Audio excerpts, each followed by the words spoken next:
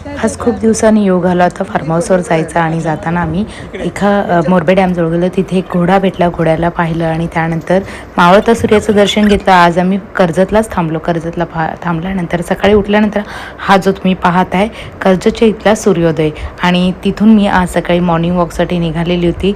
सकाळचे वाजले होते 6 आणि 6 वाजता मी निघाली होती मॉर्निंग वॉकला. मॉर्निंग वॉकला जात असताना तुम्ही बघताय आजूबाजूचा सूर्योदय, आजूबाजूचा निसर्ग आणि हा सुंदर असा देखावा हा सकाळच्या वातावरणातच पाहायला मिळतो.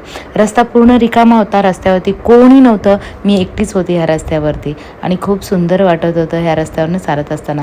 तुम्ही पाहताय हे भिलवले गावातलंच एक धरण आहे, त्या धरणातलं पाणी आहे आणि इथे जो उद्धव ठाकरे साहेबांचा फार्म हाऊस आहे त्याच्यासमोरच हे सगळे लोक बसलेले आहेत. तिकडच्या पुढचाच रस्त्याचं काम चालू आहे भिलवले इथे आणि तुम्ही पाहत आहे जे काम करणारे कामगार इथे जे जेवण बनवत आहे सर्व ते बघायला पण खूप सुंदर वाटलं, कारण की सर्वांच्या चुली जळत होत्या आणि चुलीचा वास खूप सुगंध येत होता आणि सकाळच्या वातावरणात तर मस्त असा सुगंध पसरलेला होता. खूप छान वाटलं. जो उगवत्या सूर्याचा जो आनंद घेतला तो खूप सुंदर वाटला. आणि तुम्ही पाहतायच हे धरणाच्या जो व्हिडिओ पाहताय त्याच्या अगोदरही देखील मी व्हिडिओ बनवला आहे. तेव्हाची स्थिती कशी होती आणि आत्ताची स्थिती कशी आहे ती तुम्हाला पाहायला नक्कीच मिळेल. आणि बघा मी हे भिलवल्या गावात जात असताना जो रस्ता आहे त्या रस्त्याच्या आजूबाजूला बांबूंच्या झाडांचं डेकोरेशन होतं. तिथे बांबूंच्या झाडं लावल्याचं गुफा तयार झालेली आहे आणि या गुफेतूनच मी आज मॉर्निंग वॉक करत आहे. खूप सुंदर वाटत आहे आणि मस्त सूर्याची किरणं यातून पडत आहेत. हे पाहून मला खूप आनंद झाला आणि एक वेगळीच एनर्जी मिळाली. वातावरणात खूप शांतता होती, त्यामुळे तिथे पक्ष्यांशिवाय असा दुसरा कोणता आवाज देखील नव्हता.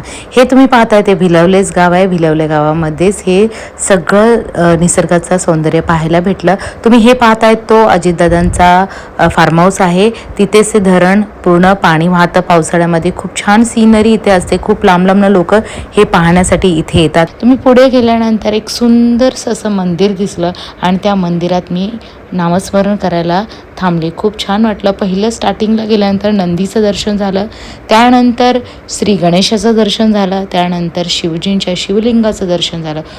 दर्शन घेत असताना कोणी तर तिथं पूजा करत होतं, शिवलिंगावरती जल अर्पण करत होतं आणि शिवलिंग एवढं सुंदर सजवलं होतं हे पाहून एक वेगळीच ऊर्जा येत होती. तुम्ही बघत असा सूर्याची किरणं पूर्ण शिवलिंगाच्या इथे पडलेली आहे. तिथं नंदींचं दर्शन ह्या सूर्याच्या किरणामधून झालं. खूप सुंदर वाटलं आणि खूप आनंद एक वेगळाच मिळाला. आणि सूर्याचा उगवत्या किरणांच्या जो चेहऱ्यावरती एक एनर्जी भेटत होती, एक वेगळीच वाटत होती. तुम्हालाही कर्जतला गेल्यानंतर नक्कीच हा सीन पाहायला मिळाला. पावसाळ्यामध्ये तर ह्या धरणामध्ये खूप सारं असं पाणी वाहत असतं आणि हे पाणी पाहण्यासाठी सगळे लांब लांब येत असतात. सर्वात जास्त आनंद कुठे मिळतो तर निसर्गामध्ये मिळतो आणि तो घेण्यासाठी आपल्याला सकाळी लवकर उठणं गरजेचंच आहे. आणि हा निसर्ग पाहत असताना आजूबाजूंचा फुलांचा सुगंध खूप छान येतो. तसं तुम्हाला जर हा निसर्गाचा अनुभव घेईल तर सकाळी लवकर उठा आणि हा निसर्गाचा अनुभव नक्की घ्या. आणि तुम्हाला पाहायचं असेल तर खूप सारे फळं, फुलं आणि सकाळच्या चिमण्या, फुलपाखरं हे सगळे निसर्गाच्या वातावरणात सकाळी नक्कीच पाहायला मिळतात. जर तुम्हाला हा व्लॉग आवडला असेल तर नक्कीच कमेंटमध्ये सांगा. आवडल्यास लाईक करा, चॅनल सबस्क्राईब नक्की करा. इथे कर्जतला ट्रेनचा पण हा मार्ग तयार झालेला आहे. कर्जत टू CST हा मार्ग तयार झालेला आहे.